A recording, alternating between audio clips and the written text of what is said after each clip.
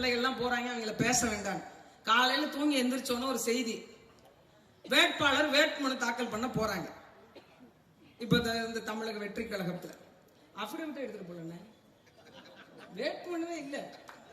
ஒரு 10 பேர் போறாங்க. அந்த பிள்ளைகளுக்கு சொல்லி தர வேண்டாமா? நாங்கள் அதைத்தான் சொல்லுகிறோம்.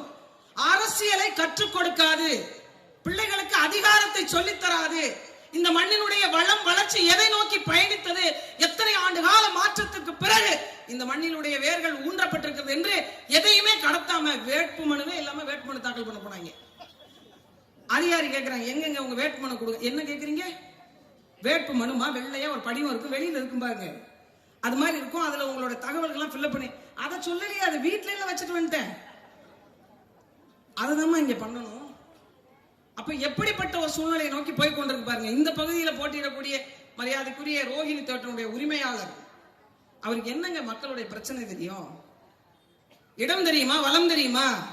இந்த பகுதியில் எத்தனை வார்டு இருக்குன்னு தெரியுமா? 145வது வார்டுல என்ன பிரச்சனை இருக்குன்னு தெரியுமா?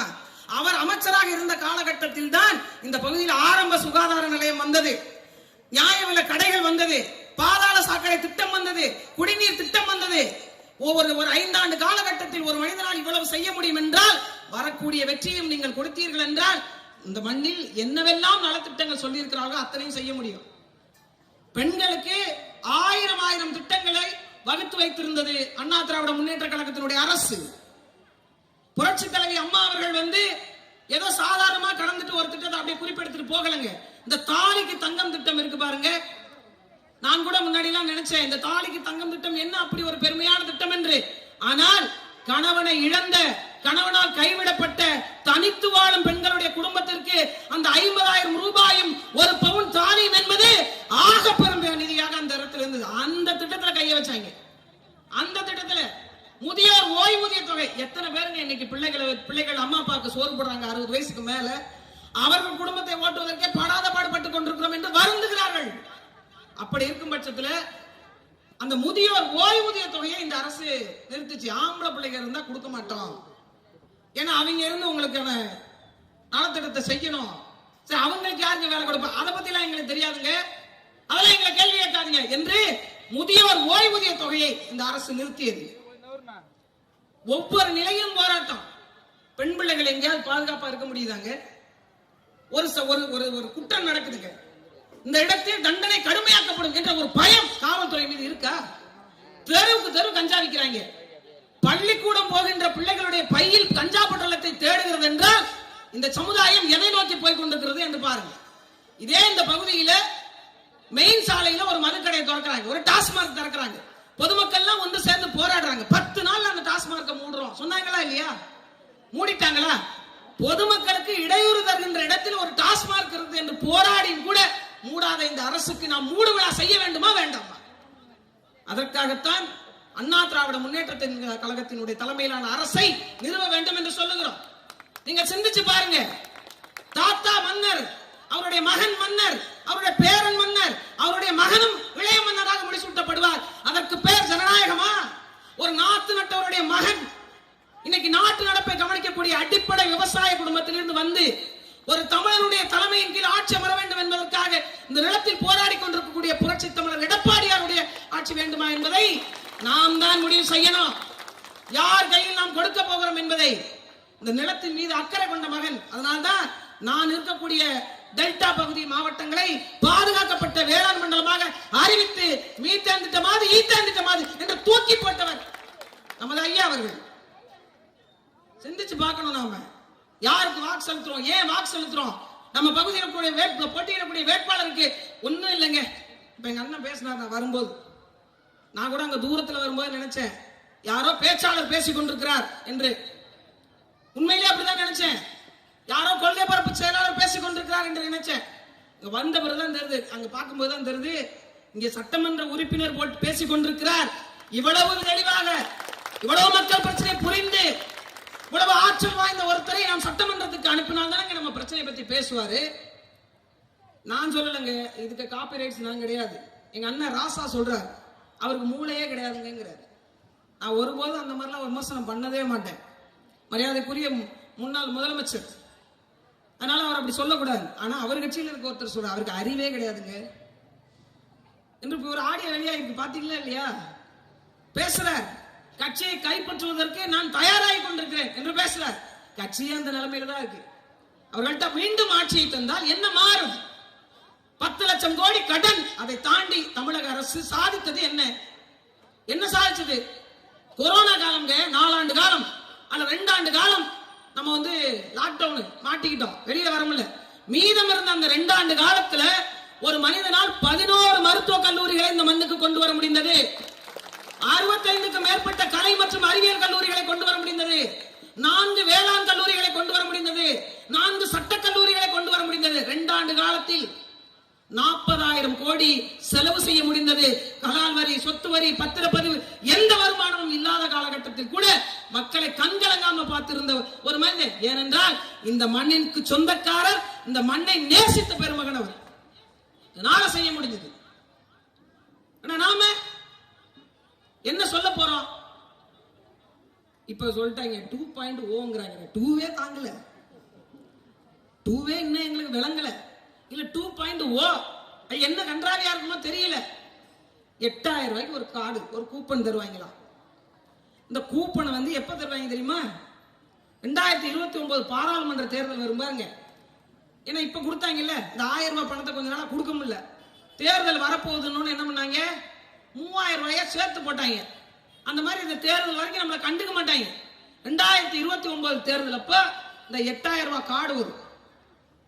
அதையும் அந்த போன்ல தான் சொல்றாங்க, நீங்கள் மிக்சி வாங்க வேண்டுமா, நீங்கள் கிரைண்டர் வாங்க வேண்டுமா, ஆமா அப்படிதான் சொன்னாங்க, நீங்கள் ஃப்ரிட்ஜ் வாங்க வேண்டுமா, நீங்கள் டிவி வாங்க வேண்டுமா.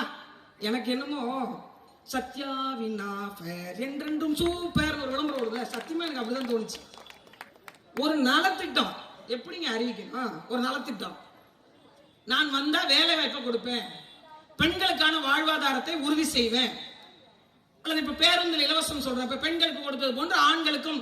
எனக்கு ஒரு கிராமப்புறத்துல இருந்து ஒரு வேலைக்கு செல்லக்கூடிய ஒரு கொத்தனார், சித்தால் வேலை பார்க்கக்கூடிய, அன்றாட கூலி வேலை பார்க்கக்கூடியவர்கள் ஒரு நாளைக்கு 15 ரூபாய், 20 ரூபாயில இருந்து 30 ரூபாய் வரைக்கும் பேருந்து கட்டணம் போகுது. அதுக்கு அதை நான் கொடுக்குறேன், அது அவங்களுக்கு மிச்சமாகும் என்று இல்ல ஒரு ஃப்ரிட்ஜ் கொடுக்குறேன், ஒரு டிவி கொடுக்குறேன், ஒரு மிக்சி கொடுக்குறேன், இந்த தேவை பொருள் இருக்கு, இதை எடுத்து உங்க வீட்டுல சேர்க்கிறேன், நியாய விலை கடை பொருள் உங்க வீட்டுக்கே வரும்படி செய்யறேன், நிலம் வளம் சார்ந்த தொழிற்சாலை உருவாக்குறேன், அதுல உங்களுக்கு வேலை தர்றேன், நீர்நிலை குடிமராமத்து பணிகளை நான் சரி செய்து கொடுக்குறேன். இப்படிதானே சொல்லணும். ஒரு கூப்பன் கொடுக்குறேன், நீங்க கடைக்கு போங்களேன், ஒரு 2000 ரூபாய்க்கு துணி எடுத்தீங்கன்னா உங்களுக்கு ஒரு பரிசு கூப்பன் இலவசம் எல்லா பெரிய கடையிலையும் தருவாங்க. இப்ப அந்த பரிசு கூப்பன் கொடுக்குற கம்பெனி யார் தெரியுமா? திமுக தான். இதை நீங்க வாங்கி வச்சுக்கணுமா? நீங்க மிக்சி வாங்க போகணுமா, அந்த கூப்பனை கொண்டு போய் காட்டணுமா? அவர் இந்த இதுல மைனஸ் பண்ணிக்கிட்டு 2,500 ரூபாய் மிக்சிங்க, அதுல 2,500 ரூபாய் லெஸ் பண்ணியாச்சு, பேலன்ஸ் அமௌண்ட் இதுல இருக்குன்னு கூப்பன்ல குறிச்சு கொடுப்பாரா? என்ன நடக்கும்? இந்த ஐடியாவை கொடுத்தது யாரு தெரியுமா? எங்க அக்கா கனிமொழி. அங்கதான் கனிமொழி அக்கா. ஏன்னு கேளுங்க, விவசாயிகள்லாம் ஒன்று கூடி ஒரு கரும்பை உற்பத்தி செய்து ஒரு சர்க்கரை ஆலை வச்சிருந்தாங்க திருமண்டாங்குடியில. அந்த சர்க்கரை ஆலையை வெறும் 80 கோடி ரூபாய்க்கு வாங்கி சாராய ஆலையா மாத்தி வச்சிருக்காங்க அக்கா கனிமொழி. அவங்க வந்துதான் உங்களுக்கு டாஸ்மார்க் மூட போறாங்களா? சாராயம் தயாரிக்கிறது அந்த அம்மா தான். இதை நான் சொல்லிவிட்டேன்னு என் மேல போய் கேஸ் கொடுத்தாங்க. போன 2024 பொண்ணு நினைக்கிறேன், வழக்கு கொடுத்தாங்க என் மேல. நான் பொது வழியில என்ன சொல்லிட்டேன், இந்த ஆலை உங்களுக்கு சொந்தம் இல்லைங்க, எனக்கு சொந்தம் இல்லைன்னு எழுதி கொடுத்துருங்க. ஏன்னு கேளுங்க, அது கிட்டத்தட்ட 2,000 கோடி சொத்து. 2,000 கோடி சொத்தை 80 கோடி ரூபாய்க்கு வாங்கியிருக்காங்க. அதுக்கு முழுசா இன்னும் பணம் கட்டல, 25 கோடியா 30 கோடியா தான் கட்டியிருக்காங்க. எழுதி கொடுத்துருங்க, நான் பொது வெளியில மன்னிப்பு கேட்கிறேன். இன்னைய வரைக்கும் எழுதுறாங்க. என்ன சொல்ல முடியாது பாருங்க, மக்களுடைய சொத்து. மக்கள் சொத்தை ஆட்டையை போட்டு ஒண்ணுமே இல்லாத ஒரு குடும்பம் இன்னைக்கு எந்த இடத்துல உட்கார்ந்து இருக்கு பாருங்க. அவரை நம்பி ஒரு பேங்க் ஒரு கடன் கொடுக்கலங்க, கார் லோனு. எப்படி வருத்தமா இருக்கா இல்லையா? இந்த பேங்க்ல நான் வன்மையா கண்டிக்கிறேன். ஒரு கார் லோன் வழங்கல தமிழ்நாட்டுடைய முதலமைச்சர். கார் இல்லைங்க, 80 கோடி ரூபாய் சொத்து காமிச்சிருக்கிறார். இவர்கிட்ட சம்பளம் வாங்குற ஒருத்தர். அப்ப ஓனரோட நிலைமையை பாருங்களேங்க. அது அதை விட கொடுமை. கையில காசு வச்சிருப்பாங்களே, கேஷ் இன் ஹேண்ட்னு சொல்லுவாங்க ஆங்கிலத்துல. கையில காசு 10,000 ரூபாய் தாங்க வச்சிருக்காரு. நான் சொல்லல, அவரே தேர்தல் ஆணையத்துல கணக்கு காட்டியிருக்காரு. வெறும் 10,000 ரூபாய் தான் வச்சிருக்காரு. கேஷ் அட் பேங்க் இருக்கு பாருங்க, பேங்க் 40,000 ரூபாய் வச்சிருக்காரு. மொத்தமாவே அவர் வச்சிருக்க பணம் 50,000 ரூபாய் தாங்க. 50,000 ரூபாய் தான். எப்படின்னா அடிச்ச கைப்பிள்ளைக்கே எப்படின்னா அடி வாங்கினவனுக்கு எப்படி இருக்குன்ற மாதிரி, சம்பளம் வாங்குறவற்றை 800 கோடினா சம்பளம் கொடுக்கறவற்றை எவ்வளவு இருக்கணும். ஆனா கணக்கு காட்டுறாங்க பாருங்க. எங்கள்கிட்ட கார் இல்ல, வடிவேல் பாக்கெட்ல கையை விட்டு இப்படி பண்ணுவாரு இருந்தீங்களா? எங்களெல்லாம் பார்த்தா உங்களுக்கு எப்படி தெரியுது? 2 வயசுல கார் குத்துனது. இங்க உட்கார்ந்து இருக்கிறவங்களுக்கு அப்பப்ப குத்தி இப்படி எப்படி 30-40 வருஷத்துக்கு மேல இருக்கும். இன்னும் நீங்க சொல்லுவதை நாங்கள் நம்பிக்கொண்டே உட்கார்ந்துருப்போம். எல்லா ரவிடவிட்டையும் எடுத்துருவோம். நாங்களும் எங்களுக்கும் தெரியும் என்ன செய்யணும் என்ன செய்யக்கூடாது, எதை பார்க்கணும் எதை பார்க்கணும். தமிழ்நாட்டு மக்களை அவ்வளவு முட்டாள்களாக இவர்கள் நினைத்துக் கொண்டிருக்கிறாங்க. அவ்வளவு முட்டாள்களாக. சாதியை வைத்து நாங்கள் அரசியல் செய்ய மாட்டோம். ஒரு இடத்திலேயாவது ஆதி தமிழ்குடி மக்களுக்கான பொது அமைச்சரவை கொடுத்திருக்காங்களா? ஆதி தமிழ்குடி நலத்துறையை தவிர அவங்க திராவிட வச்சிருக்காங்க, நான் தமிழ்குடின்ற அந்த துறையை தவிர இந்த மக்களுக்கு என்ன கொடுத்திருக்காங்க? நான் கூட பார்த்தேன், விடுதலை சிறுத்தை கட்சி எங்க அண்ணன் மரியாதைக்குரிய திருமாவளவன் அவர்களை நினைச்சா எனக்கு உண்மையிலே பாவமா இருக்கு. உண்மையிலே 2001 8 சீட்டு, 25 வருஷத்துக்கு பிறகு இப்ப 8 சீட்டு. நீ சிந்திச்சு பாருங்க. 2001 8 சீட்டு, 2026 8 சீட்டு. 25 ஆண்டுகளாக அதே நிலைமையில் அந்த மக்களை வைத்திருக்கிறாங்க. காரணம் என்ன? அவன் வளர்ந்து விட்டால், கேள்வி கேட்டு விட்டால் அதிகாரத்தை நோக்கி புறப்பட்டு விடுவான் என்று. இன்னைக்கு திமுகவினுடைய குடும்பம் உட்கார்ந்து இருப்பதற்கான காரணம் சத்தியவாணி முத்து என்ற ஒரு மாபெரும் மனிதி. அவள் இன்றைக்கு மதிக்கப்படுகிறாளா திராவிட முன்னேற்ற கழகத்துல? அந்த பெண் ஆளுமை போற்றப்பட்டதா? சட்டமன்றத்திலேயே கருணாநிதி சரியில்லாத ஊழல் ஆட்சி செய்கிறார் என்று சொல்லிவிட்டு அமைச்சர் பதவியை தூக்கி எறிந்துவிட்டு போனவர் சத்தியவாணி முத்து. அதனாலேயே அவர் புறக்கணிக்கப்பட்டு தூக்கி எறியப்பட்டாங்க. எந்த பெண் ஆளுமை திமுக வளர்ந்துட்டாங்க? ஒரு பெண் எவ்வளவு வெறி கொண்டு பாய்ச்சலாக பாய முடியும் என்று வாழ்ந்து காட்டியவர் சமகாலத்தில் புரட்சி தலைவி அம்மா அவர்கள். நிறைய நேரம் நான் வந்து போயிருக்கேங்க. பொம்பளை பிள்ளையா பிறந்திருக்கவே கூடாதுன்னு, அதுவும் பிறந்துட்டாலும் அரசியலுக்கு வரக்கூடாது, பொதுவெளிக்கு வரக்கூடாது. பல ஏச்சுக்கள், பேச்சுக்கள், விமர்சனங்கள், அவதூறுகள் இதெல்லாம் நடக்கணும். ஏன் சட்டமன்றத்தில் விட்டுக்கிட்டு இவர்கள்லாம் பெண்களுக்கான உரிமை பேசுறாங்க.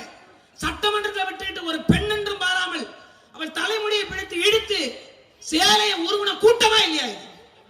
இல்லையா? ஒரு கங்கணத்தை வைத்தார், அதுதான் பெண்களுக்கான தனித்துவம், ஆளுமை.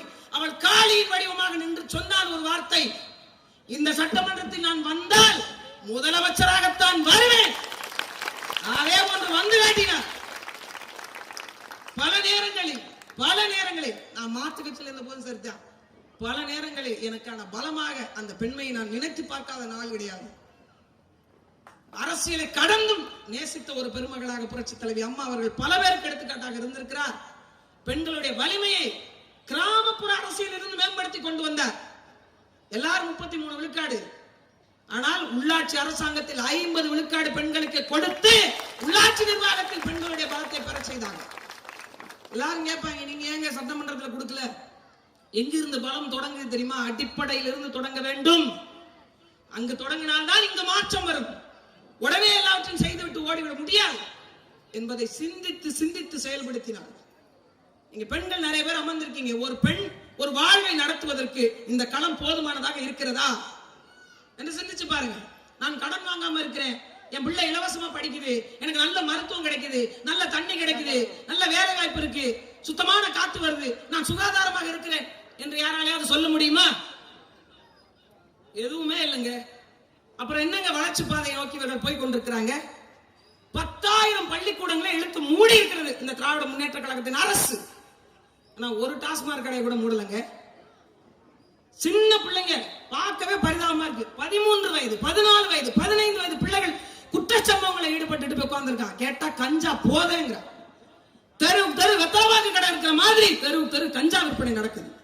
இதே சென்னையில ஒரு பெரிய ஹோட்டல்ல நீங்க நம்ம நினைக்கிற மாதிரி இல்ல, மெத்தபெட்டமைன் ஒண்ணு விக்கிறாங்க. கல்கண்டு மாதிரி இருக்குங்க அது. அந்த பார்ட்டி நடக்குது, போதை பொருளுக்கான பார்ட்டி நடக்குது. இத கொடுத்தது யாரு அப்படின்னு கண்டுபிடிச்சு பாத்தீங்கன்னா திமுகவுடைய கவுன்சிலர். கள்ளக்குறிச்சி மரணம் சாராயம் வித்தது யாரு? திமுகவுடைய கவுன்சிலர். மரக்காணத்துல கள்ள சாராயம் வித்தது யாரு? இருக்காரு திமுகவுடைய கவுன்சிலர்.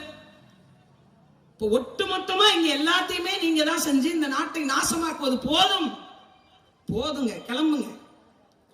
அவர் கேட்கிறாரு, எங்களுக்கு 7வது முறையாவும் வாய்ப்பு கொடுங்க. 6 முறை நம்ம என்னங்க பண்ணிட்டோம்? மனசாட்சியோடு கொஞ்சம் பேசணும்ல.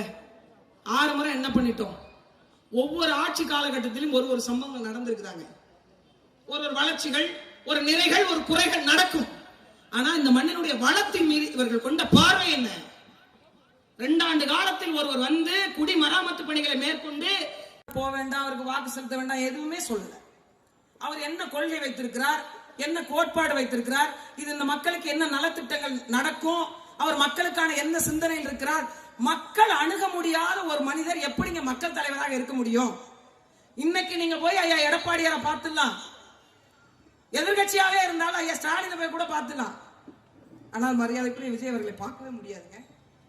மக்கள் அணுகவே முடியாத ஒருத்தர் எப்படி மக்கள் தலைவராக இருக்க முடியும்? உங்கள் பிரச்சனைகளை புரிந்து கொள்ளாத ஒருத்தர். நான் மீண்டும் சொல்றேங்க, நான் தெளிவா சொல்றேன் பாருங்க. என் வீட்டிற்கு ஒரு வேலை செய்ய வர்றாரு, நல்ல வேலை செய்யறாங்க, நல்ல வீட்டை கவனிச்சுக்கிறாங்க, பாத்துக்கிறாங்க, போறாங்க. நான் சம்பளம் தர்றேன்.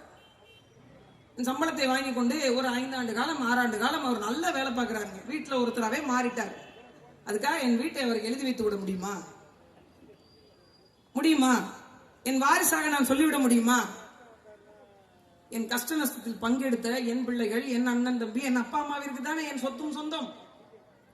நான் செத்து விழுந்து மடிந்தால் 15 நாள் காரியத்தில் என் வீட்டார் தானே அமர்ந்திருப்பார். எவ்வளவுதான் நான் தூக்கி தூக்கி படியில் வைத்திருந்தாலும் அவருக்கு 1 மணி நேர இரங்கல் மட்டும் தானே என்றால், நீங்கள் மக்களுக்கானவர் யார் என்று பார்க்க வேண்டும், சிந்திக்க வேண்டும். இளைஞர் பெருங்கூட்டம் எதற்காக இந்த அதிகாரம் என்பதை பார்க்க வேண்டும். வெறும் வாக்கை பிரித்து விட்டு போவதல்ல அரசியல். எளிய மக்களுக்கான அதிகாரத்தை நிறுவுவதற்கு பேர் தான் அரசியல். அந்த அதிகாரத்தை நிறுவுவதற்காகத்தான் இந்த ஏற்கனவே நாம் செலுத்திக் கொண்டிருக்கக்கூடிய மீது செலுத்திக் கொண்டிருக்கக்கூடிய ஆதிக்கத்தை வேறறுக்கத்தான் திராவிட முன்னேற்ற கழகத்தை தூக்கி எறிய வேண்டும் என்று சொல்லுகிறோம். நீங்க ஒரு அமைச்சர்கிட்ட போய் பேச முடியலங்க. பேருந்துல இலவசம் நாம கேட்கல, முதல்ல அவங்க தான் கொடுத்தாங்க. ஆனா அந்த அமைச்சர் வந்து என்ன பேசினாரு? எப்படி போறீங்க? ஓசி பஸ்ல போறீங்களாங்கிறாரு. உண்மையிலேயே ஓசியில போற யார் தெரியுமா? அவரு தான். அவர் போற வண்டி நம்ம பணம். அவருக்கு பிஏ அலவன்ஸ் கொடுக்குறாங்களா, அது நம்ம பணம். அவருக்கு டிஏ அலவன்ஸ் கொடுக்குறாங்களா, அது நம்ம பணம். அவருக்கு ஓட்டுநர் கொடுக்குறாங்களா, அது நம்ம காசு. அவருக்கு படி செலவு கொடுக்குறாங்களா, அது நம்ம காசு. அவருக்கு சட்டமன்ற உறுப்பினரா இல்லைனாலும் பென்ஷன் வாங்குறாரு, அதுவும் நம்ம காசு. மொத்தமாவே அவர் தான் ஓசி. நம்மள கேட்கிறாரு ஓசி. நமக்கு அந்த கோபம் வர வேண்டாமா? 1000 ரூபாய் என்பது நான் கொடுக்கின்ற வரி பணத்திலிருந்து எனக்கு திருப்ப கொடுப்பது. ஆனா அவர் என்ன சொன்னா தெரியுமா? உங்களுக்கு 1000, உங்க பொண்ணுக்கு 1000, நீங்க 1000 ரூபாய் வாங்கி செல்போன்ல ரீசார்ஜ் செய்து கொண்டு போர்வை எடுத்து கொண்டு போய் பேசிக் கொண்டிருங்கன்னு ஒரு அமைச்சர் பேசினார். தமிழ்நாட்டில் இருக்க ஒட்டுமொத்த பெண்களுக்கும் கோபம் வந்திருக்கணும். ராமநாதபுரம் மாவட்டத்தில் பாசி எடுக்க போன ஒரு பெண்ங்க, பாசி எடுக்க போன ஒரு பெண் 6 பேரால பாலியல் வன்கொடுமைக்கு ஆளாக்கப்பட்டு தலையில கல்ல தூக்கி கொலை செய்யப்பட்டார். இந்த வழக்கை எடுப்பதற்கு யோசிக்குதுங்க ஆளு வர்க்கம். ஒரு குழந்தை மீதான பாலியல் வன்கொடுமை வழக்கை இவங்க எடுக்கல. வழக்கு உயர்நீதிமன்றம் போகுது. ஒரு அரசு என்ன செய்யணும்? இந்த வழக்கை எடுத்து நடத்துங்க. குற்றவாளி யாராக இருந்தாலும் தண்டிக்கப்பட வேண்டும் என்று சொல்லணுமா இல்லையா? உயர்நீதிமன்றத்துக்கு போய் இந்த வழக்கை விசாரிக்காதீங்க என்று சொன்னது திராவிட முன்னேற்ற கழகத்தினுடைய அரசு. எதற்கெல்லாம் நீதிமன்றம் போறாங்க பாருங்க. அப்ப இங்க என்னவாக நம்மளுடைய மக்களுடைய பிரச்சனை பார்க்கப்படுகிறது? நம் பொருளாதாரத்தின் மீது அக்கறை இல்ல, நம்மளுடைய வாழ்வியல் குறித்து அக்கறை இல்ல, நம் வளம் குறித்து அக்கறை இல்ல, இயற்கை நலன் குறித்து அக்கறை இல்ல. ஆனால் இந்த மண்ணை ஆள துடிக்கிறார்கள். எங்க அண்ணன் கணபதி கடந்த 5 ஆண்டுல இந்த தொகுதியில் என்ன செஞ்சார் சொல்லுங்க? ரேஷன் கடை கொண்டு வந்தாரா? பாதாள சாக்கடை திட்டத்தை சரி பண்ணாரா? தண்ணியை யாருக்கும் பிரச்சனை இல்லாம இலவசமா கொடுத்துட்டு இருக்கிறாரா? மருத்துவமனை ஆரம்ப சுகாதார நிலையம் கொண்டு வந்தாரா? இதெல்லாம் கொண்டு வந்தது இங்க உட்கார்ந்து இருக்க அந்த பெருமகன்.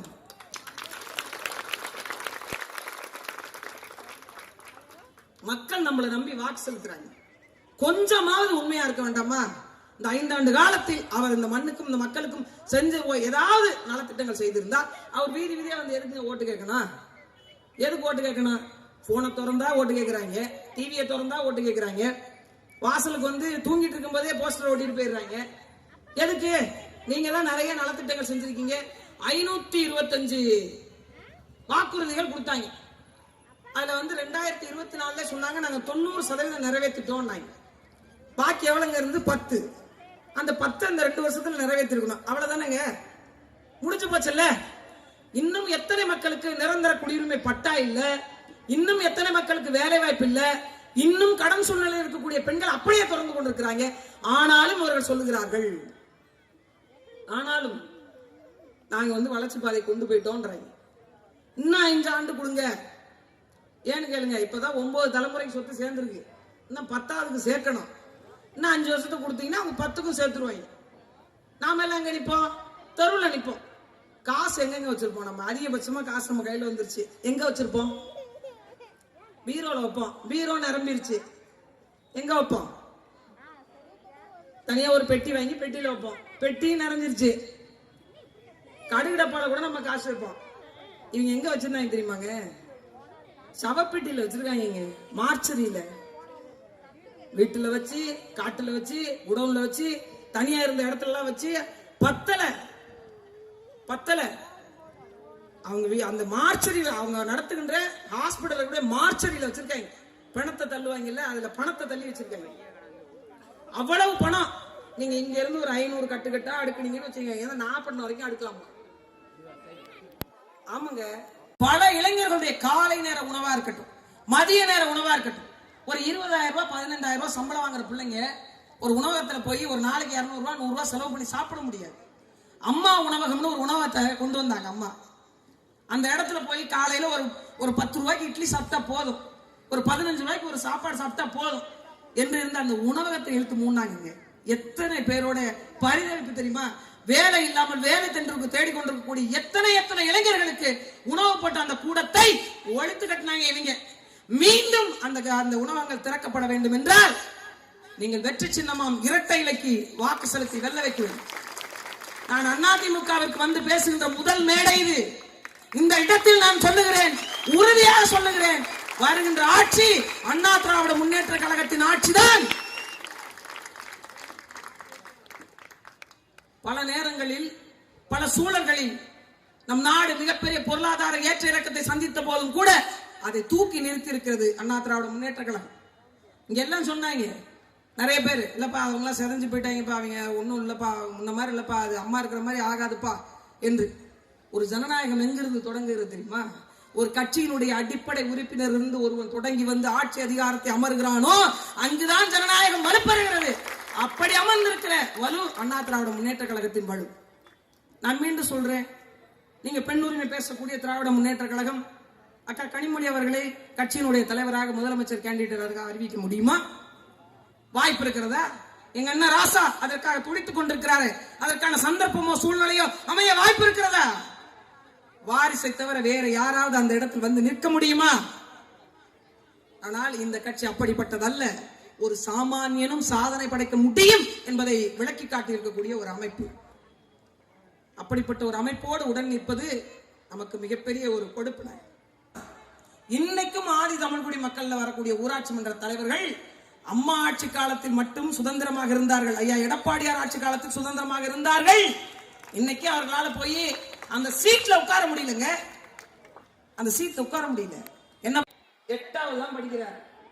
அவரும் அவர் நண்பரும் சேர்ந்து ஒரு 6 வயது குழந்தைய கொண்டு போய் பாலியல் வன்கொடுமை செஞ்சிருக்காங்க. அந்த பிள்ளைக்கு என்னன்னு தெரியாது, இந்த பிள்ளைக்கு என்னன்னு தெரியாது. தெரியாதுங்க. கூப்பிட்டு கேட்கறாங்க அந்த பிள்ளை, அந்த பையனை பிடிச்சிட்டாங்க. பிடிச்சு கேட்கறாங்க. 6 நாள் கழித்து அவர் கைது செய்யப்பட்டார். அந்த பிள்ளை கூப்பிட்டு கேட்கறாங்க, எதுவுமே தெரியலங்க, அவன் சுயநினைவிலே இல்லை. 3 நாளுக்கு முன்னாடி போட்ட அந்த போதை அவன் அந்த நேரத்திலும் தள்ளாடி கொண்டிருக்கிறான். ஒரு 8ஆம் வகுப்பு படிக்கக்கூடிய வயது. அந்த வயதில் அவனுக்கு கஞ்சா பொட்டலம் எளிமையாக கிடைக்கிறது என்றால் இங்கு சட்டம் ஒழுங்கு சந்தி சிரிக்கிறதா இல்லையா கூட பார்க்க முடியலங்க. ஒரு நல்ல காத்து கிடையாது. ஒரு மரம் வளர்ப்பு குறித்து இருக்கின்ற ஏரி கம்மா எல்லாத்தையும் முடிச்சு விட்டாச்சு. ஒரு மரம் வளர்ப்பு பத்தி இந்த அரசு ஏதாவது செய்திருக்கிறதா? இந்த குடிமராமத்து பணிகள் அவர் செஞ்சு விட்டுட்டு போனாரு. நடந்தாய் வாழி காவேரின்னு ஒரு திட்டம். காவேரி படுகை முழுக்க இருக்கக்கூடிய வழிகளை சமப்படுத்துறதும் சரி செய்யறதும் மரங்கள் நடுறதும். அது அதிமுக ஆட்சி காலத்தில் கொண்டு வரப்பட்டது என்ற ஒற்றை காலத்துக்காக தடுத்து நிறுத்தி வச்சிருக்காங்க. 12,000 கோடி திட்டம் இந்த காலத்துல கொண்டு வந்துட்டாங்க. அதனால நம்ம நடத்திடக்கூடாது, ஏன்னா பேரு எடப்பாடிக்கு போயிடும் அப்படிங்கிறதுக்காக அந்த திட்டம் நிறுத்தி வைக்கப்பட்டது. அதே போன்றுதான் ஆடு மாடுகள் வழங்கும் திட்டம், கால்நடைகள் வழங்குற திட்டம், இந்த மருத்துவ உதவி திட்டம், மகப்பேறு உதவித்தொகை திட்டம். முன்னாடி ஒரு 6,000 ரூபாய், அப்புறம் 12,000 ரூபாய் கொடுத்துட்டு இருந்தாங்க. 2 குழந்தை பிறந்தது அப்படின்னா அந்த பிள்ளைகளுக்கான ஒரு காப்பீடு மாதிரி போட்டு வச்சுக்கிறதுக்கு வழங்குற திட்டம் அது. அந்த திட்டத்தை நிறுத்தினாங்க. இந்த தாலிக்கு தங்கம் வழங்குற திட்டத்தை நிறுத்தினாங்க. இவர் வந்து ஒரு தடவை சொன்னார், எடப்பாடி அவர்கள் 2,500 ரூபாய் பொங்கல் பரிசு கொடுத்தப்போ ராமானுஜமே தோற்றுவார். அவர் சொன்னார், நீங்கள் 5,000 ரூபாய் கொடுக்கணும், கூடுதலாக ஒரு 1,500 ரூபாய் கொடுக்கணும். எங்க ஊர் கணக்குப்படி 2,500, 1,500, 4,000 தான். நான் படிச்ச வாத்தியார்த்த அவங்களுக்கு மட்டும் 5,000. சரி வந்தா இவரு 5,000 ரூபாய் கொடுத்துருவாரு போல அப்படின்னு நாம நினைச்சோம். வந்து கொடுத்தாரு பாருங்க. முதல்ல காசே கொடுக்கலங்க, அதுக்கு பிறகுதான் ஏதோ போட்டு சமாளிச்சு ஏதோ கொடுப்போம் அப்படிங்கிற மாதிரி. எனக்கு பிரச்சனை பெருசாயிடுச்சு. அவங்களாவது இந்த காசு கொடுத்தாங்க, நீங்க ஒண்ணுமே பண்ணலையே அப்படி. இன்றைக்கும் நான் சொல்லுகிறேன், நான் மீண்டும் சொல்லுகிறேன், இலவசத்தை தாண்டி நம் உரிமை என்ற ஒரு விடயம் இருக்கிறது. அதை மக்கள் புரிந்து கொள்ள வேண்டும். காலம் காலமாக நாம் கடந்து வந்த பாதையெல்லாம் தெளிவு பெற்று வரக்கூடிய அரசியல் தேர்வை நாம் முடிவு செய்ய வேண்டும். என்னென்ன திட்டங்கள் சொல்லி இருக்கிறாங்க நீங்க பார்க்கணும். மாணவர்களுக்கு, மீனவர்களுக்கு, விவசாயிகளுக்கு, பெண்களுக்கு, தொழிலாளர்களுக்கு எல்லாவற்றிற்கும் சேர்ந்து ஒரு வரைவை, கிட்டத்தட்ட 300க்கு உட்பட்ட வரைவை அண்ணா திராவிட முன்னேற்ற கழகம் கொடுத்திருக்கிறது.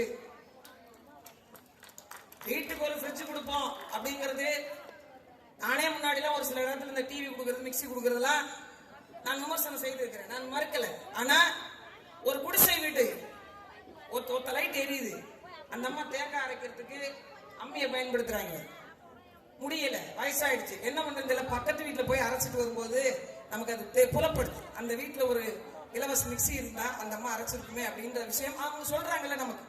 அப்படி ஒரு சாமானிய மக்கள் சொல்லும் போது நமக்கு அது புலப்படுது.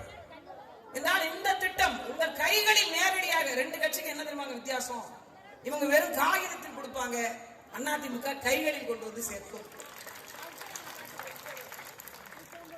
2 கட்சிகளுடைய வித்தியாசம் அதுதான். மக்கள் வாழ்வியலோடு கலந்த திட்டங்களை அண்ணா திராவிட முன்னேற்ற கழகம் அறிவித்திருக்கிறது. திராவிட முன்னேற்ற கழகம் மேடையில் உட்கார்ந்து கொண்டு 400 கோடி ரூபாய் பணத்தை கொடுத்து அந்த தேர்தல் வியூக வகுப்பாளர் கொடுப்பதை உங்களிடம் கொடுத்துக் கொண்டிருக்கிறது. 2க்கும் வேறுபாடு இருக்கிறது. என் வீட்டு மரணம் என் வீட்டாருக்கு மட்டும்தான் இழப்பு, மற்றவர்களுக்கு அது செய்தி. அப்படித்தான் அதெல்லாம் உணர்ந்து வரக்கூடிய தேர்தலில் நீங்கள் வாக்கு செலுத்தி வலிமை பெற செய்யுங்கள். ஒரு சாமானிய மக்களால் என்ன செய்துவிட முடியும் என்பதற்கான ஆக பெரும் உதாரணமாக 2 ஆண்டுகளில் அநேகமான நலத்திட்டங்களை செய்து முடித்திருக்கக்கூடிய ஐயா எடப்பாடியார் அவர்களுக்கு வலு சேர்த்துக் கொடுங்கள். இந்த புரட்சி தமிழன் ஒரு சாமானிய மனிதன், சட்டமன்றத்தினுடைய மொத்தத்தையும் தாங்கி பிடிக்கக்கூடிய அளவிற்கான ஆளுமை பெற்றவர் என்பதை அவர் காட்டிக்கொண்டே இருக்கிறார் ஒவ்வொரு சூழ்நிலை. நீங்க வேணும்னா பாருங்க, இந்த பக்கம் திமுகவினுடைய முதல்வராக முன்னாடி இருந்த ஐயா ஸ்டாலின் அவர்கள் உட்காருவீங்க, கையில எதுவும் பேப்பர் கொடுக்காதீங்க. இந்த பக்கம் வரக்கூடிய வருங்கால முதல்வர் ஐயா எடப்பாடியார் அவர்களை இந்த பக்கத்தில் உட்கார வைங்க, அவர்களிடையே பேப்பர் கொடுக்க வேண்டாம்.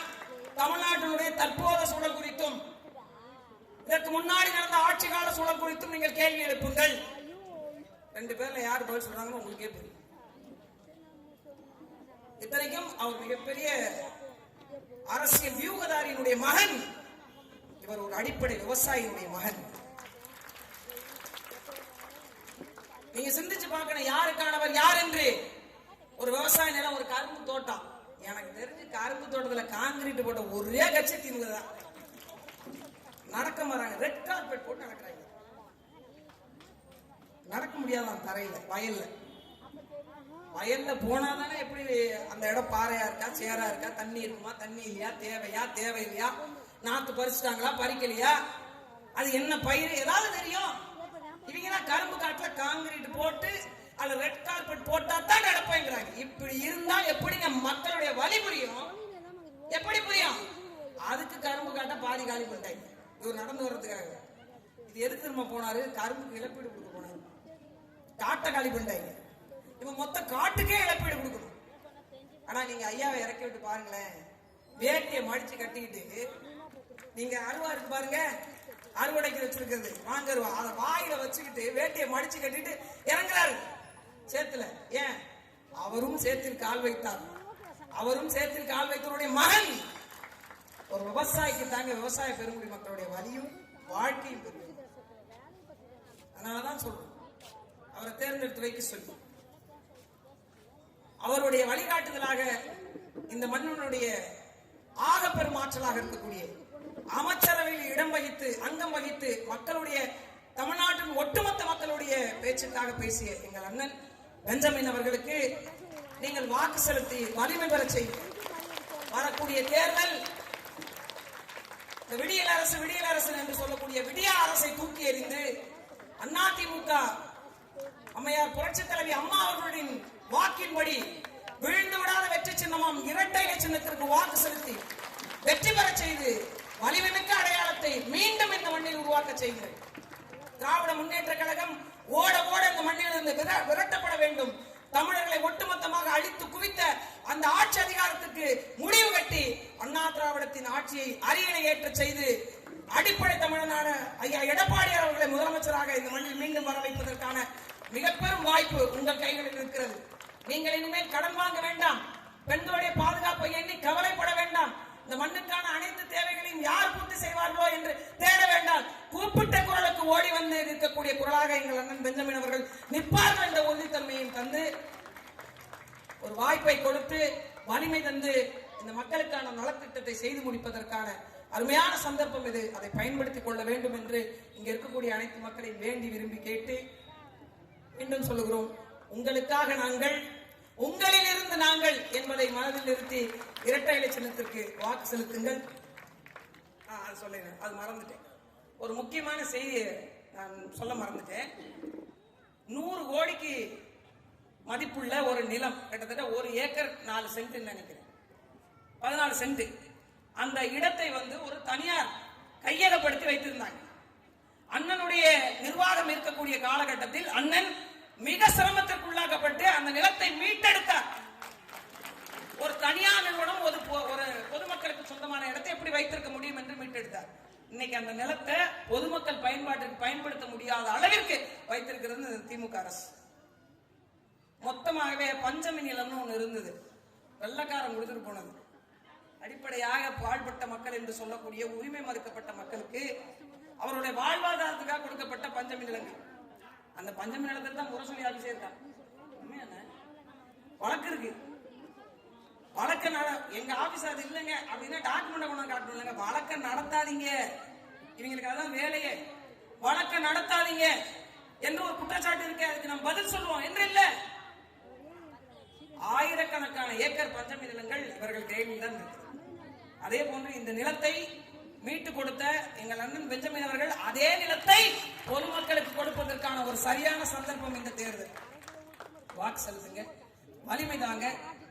வென்றவர் மீண்டும் வந்தால் இன்னும் நன்றாக இருக்கும் என்று அவர் இந்த நிலத்தை புரிந்து வைத்திருக்கக்கூடிய மகனாக உங்களிலிருந்து ஒருவராக வந்திருக்கக்கூடிய அருமை அண்ணன், ஒரு மாபெரும் மனிதர், ஒரு எளிமையான குரலுக்கு சொந்தக்காரர், மக்களுடைய குரலை கேட்கக்கூடிய அளவிற்கான நெருக்கத்தில் உள்ளவர். ஒரு முறை பேசும்போதே நமக்கு தெரிஞ்சிடும், இவங்க ஒரு அதிகார தோரணையில பேசுறாங்க. நான் புதிது, இந்த கட்சிக்கு புதிது, அதான் சொன்னேன், இதான் என்னுடைய முதல் மேடை. இந்த இடத்துக்கு நான் வரும்போது அவர் ஒரு மாவட்ட செயலாளர், முன்னாள் சட்டமன்ற உறுப்பினர், முன்னாள் அமைச்சர், அவர் என்னுடைய அழைப்புக்கு வரணும்னு ஒன்றும் இல்லை. அவர் உங்களோட பிஏ விட்டு பேச சொல்லலாம், பகுதி செயலாளர், தொகுதி செயலாளர், யாராவது பேச சொல்லியிருக்கலாம். அவரே நேரடியாக வந்து பேசிட்டு, தங்கச்சி நீங்க எங்களுக்கு வந்தாகணும்னா நான் முதல் குரலே கேட்டேன். உண்மையிலே சொன்னேன், ரொம்ப சின்ன வயசா இருக்கீங்களோ அப்படின்னு நினைச்சேன். குரல் ரொம்ப சின்னதாகவும் ரொம்ப எளிமையாகவும், உண்மையிலேயே நம்ம வீட்டு ஒரு அண்ணன், என்னோட சொந்த அண்ணன், எனக்கு எல்லாரையும் தலைவர் தொண்டர்கள் கூப்பிட்டுனார். எனக்கு பழக்கமே கிடையாது. எனக்கு மூத்தவர்கள் அண்ணன், எனக்கு இளையவர் தம்பி, வயதில் இன்னும் மூத்தவர் எனக்கு அப்பா. அப்படித்தான். அப்படி நான் கூப்பிடும் போது ஒரு உறவு பலப்படும் இல்லையா, ஒரு நம்பிக்கை பலப்படும் இல்லையா. ஒரு மாற்று கட்சிக்கு வந்திருக்கிறோம், இவங்க நம்மளை எப்படி நடத்துவாங்க என்ற எந்த சந்தேகமும் இல்லாத அளவிற்கு அவருடைய குரல் இருந்தது. அவர் வரவேற்ற விதம், அவர் என்னை பார்த்த விதம், எங்க 2 பேருக்கு ஒற்றுமை பாத்தீங்களா, நாங்க 2 பேரும் ஒரே மாதிரி இருக்கோம். இப்படி மாற்றி எடுத்துலாம். எல்லாரையுமே சொன்ன நம்புவீங்க இல்லைன்னு அவர் அண்ணா நான் தங்கச்சி யாருன்னாலும் சொல்லுவாங்க இது இந்த மண்ணினுடைய நிறம், இந்த மண்ணினுடைய மொழி, இந்த மண்ணினுடைய நடை, இந்த மண்ணினுடைய அழகு, இந்த மண்ணினுடைய வீரம், இந்த மண்ணினுடைய தீரம். அதனால உங்கள் வீட்டு பிள்ளை என்று சொல்லக்கூடிய ஒரே ஆற்றல் படைத்த மனிதர் இவர்தான் இந்த பகுதி. நீங்க சொல்லலாம் எங்க அண்ணா ரோஹிணி ரேவந்த் அண்ணன் பேரு, நீங்க போய் அவரை ஒரு முறை பார்த்துட்டாவது வாங்கல, அவர் எட்டிட முடியுமான்னு பாருங்க, உங்கள் பிரச்சனைகளை சொல்ல முடியுமான்னு பாருங்க. ஒரு சில பேருக்கு பதவி வந்தோட ஒரு அதிகாரம் வந்துடும். எம்ஜிஆர் அவர்கள் சொன்னது மாதிரிதான், பதவி வரும்போது பணிவு வரணும், துணிவு வரணும். சரிங்களா? அப்பதான் ஒரு ஆட்சி அதிகாரத்தை வெல்ல முடியும், அதிகாரத்தை நிலைபெற செய்யவும் முடியும். அதனால அருமை சொந்தங்கள், அது போன்ற ஒரு அன்பான மனிதருக்கு, நம்மளோட குரலை கேட்கின்ற மனிதருக்கு, நம் பிரச்சனைகளை பேச தெரிந்த மனிதருக்கு வாக்கு செலுத்தி வெல்ல வையுங்கள். மீண்டும் இந்த மண்ணில் அம்மா கண்ட, ஐயா கண்ட வெற்றி சின்னம், அம்மா கண்ட வெற்றி சின்னம், புரட்சி தலைவர் எம்ஜிஆருடைய வெற்றி சின்னம், இரட்டை இலை சின்னம் வென்றதாக சரித்திரம் படைப்பதாக வரலாறு பேசட்டும். நன்றி, வணக்கம்.